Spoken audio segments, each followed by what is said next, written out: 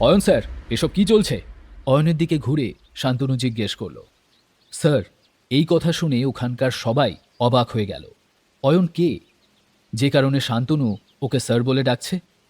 দাদা, এই ছেলেটা আমার ওপর টর্চার করছে। অর্পিতা ও দাদার পেছনে লুকিয়ে পড়ে অয়নকে গালিগালাজ করতে লাগলো। এবার ও ভাবে এবার যখন দাদা এসে গেছে তখন আর ওর সাথে কেউ কিচ্ছু করতে পারবে না। অর্পিতা, তুই কিছু চিন্তা করিস না, এনাকে বলতে হবে যে ইনি কেন এমন করলেন। দাদা, তুই এই ছেলেটাকে আটকে রাখ, যাতে আমি ওই শ্রীমন্তীকে নেকড়েদের মুখের সামনে ফেলতে পারি।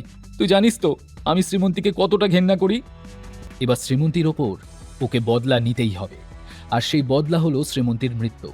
না হলে আজ ও না পারবে খেতে, না ঘুমোতে। শান্তনু এদিক ওদিক দেখতেই সেও এবার আহত শ্রীমন্তীকে দেখতে পেল। যাক, বেঁচে আছে মেয়েটা। শ্রীমন্তীকে জীবিত অবস্থায় দেখে শান্তনু এবার অর্পিতার পক্ষ নেওয়ার জন্য প্রস্তুত হয়ে গেল। অয়ন স্যার, আমি কিছু বলতে চাই। শান্তনু কথা শুরু করল। সে ভালো করেই জানত অর্পিতা এবং শ্রীমন্তীর মধ্যে যা কিছু ঘটেছে তাতে দোষ অর্পিতারই। অয়নকে উল্টে প্রশ্ন করে শান্তনু আসলে সেটাকে চাপতে চেয়েছিল। আমি শুধু এটুকু জানতে চাই, কেন তুমি শ্রীমন্তীর সঙ্গে এরকম করলে? শান্তনুকে সম্পূর্ণ ইগনোর করে অর্পিতার দিকে তাকিয়ে অয়ন জিজ্ঞাসা করল। অয়নকে এমনভাবে তাকাতে দেখে অর্পিতা ভয় পেয়ে গিয়ে শান্তনুর হাতটাকে শক্ত করে ধরে ফেলল।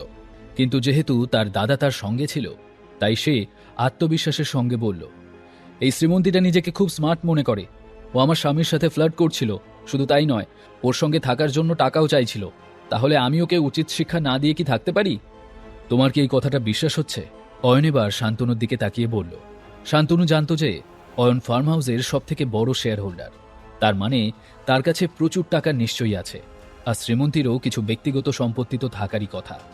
আর শ্রীমন্তী কিনা মাত্র কয়েক হাজার টাকার জন্য অন্য কারোর সঙ্গে ঢলাঢুলি করবে? এটা হতেই পারে না। যদিও শান্তনু এটা বুঝেছিল, কিন্তু কথাটা সবার সামনে স্বীকার করে নেওয়া তার পক্ষে সম্ভব নয়। তাকে অর্পিতার পাশে দাঁড়াতেই হতো, আর এই কথাটা মেনে নিলে তা অর্পিতার বিপক্ষে যেত। তাই সে বলল, অয়ন স্যার, আমি জানি না আপনার স্ত্রীর চরিত্র ঠিক কেমন, কিন্তু অর্পিতা যখন বলছে তার মধ্যে কিছুটা সত্যি তো আছেই। হয়তো আপনার স্ত্রী নিজের শখ মেটানোর জন্য এরকম করেছে। শান্তনু যে অর্পিতাকে অন্ধের মতো সাপোর্ট করছিল তা সে নিজেও জানত, আর এও জানত যে তার কথাটা ভিত্তিহীন ছিল। আচ্ছা, বুঝলাম, অয়ন মাথা নেড়ে বলল। অয়নের এই কথাটার মানে কি তা কেউই বুঝতে পারল না। শান্তনু এবং অর্পিতা এরা দুজনও কনফিউজড ছিল। শুধু সৌম্য বুঝতে পারছিল যে অয়নের মনে কি চলছে। সে শুধু তার মাথার মধ্যে চলা অঙ্কগুলো ঠিকঠাক মিলছে কিনা সেটা দেখছিল। অয়ন শান্তনু এবং অর্পিতাকে কঠিন শাস্তি দিতে তো অবশ্যই চাইছিল, কিন্তু তার সঙ্গে এটাও ভাবছিল যে শাস্তিটাকে কিভাবে জাস্টিফাই করা যায়। বেচারা শান্তনু আর অর্পিতা দুজনের কেউই জানত না যে ওদের সঙ্গে এবার কি হতে চলেছে।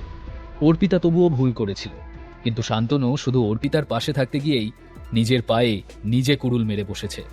কৃষাণু, তুমি বলো, অর্পিতা যা বলছে তা কি সত্যি?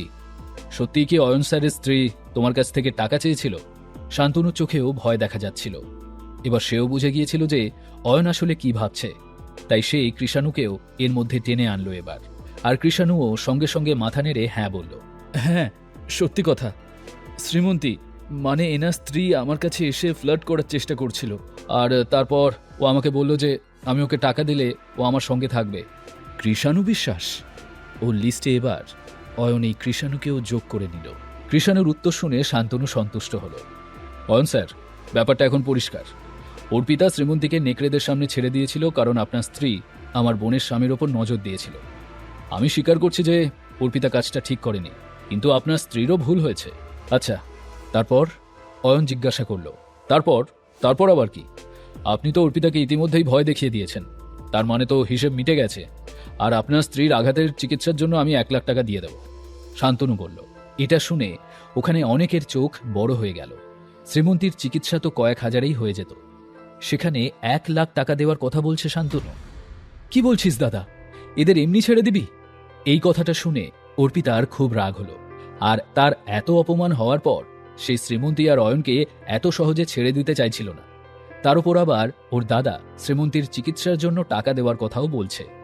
কোথায় সে এই দুজনকে মেরে ফেলার কথা বলবে, তার জায়গায় এসব কি?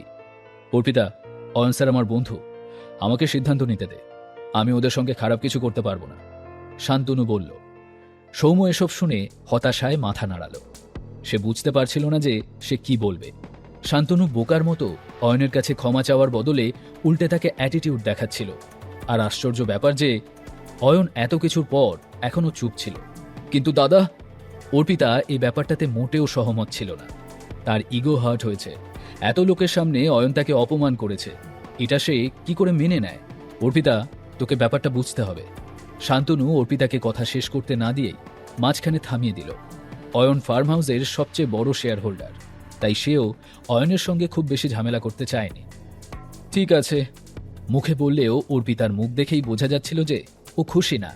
ও অয়নের দিকে তাকিয়ে বলল, এইবার তুমি বেঁচে গেলে, কিন্তু আবার যদি আমাকে বিরক্ত করো তবে আমার দাদা তোমাকে ছেড়ে দেবে না, বুঝেছ? পরের বার তো আর আসবেই না। অয়ন ভাই বোনের প্রতি অবহেলার দৃষ্টিতে তাকিয়ে বলল, অয়ন স্যার, কি বলতে চান আপনি? অয়নের কথা শুনে শান্তনুর অদ্ভুত লাগলো।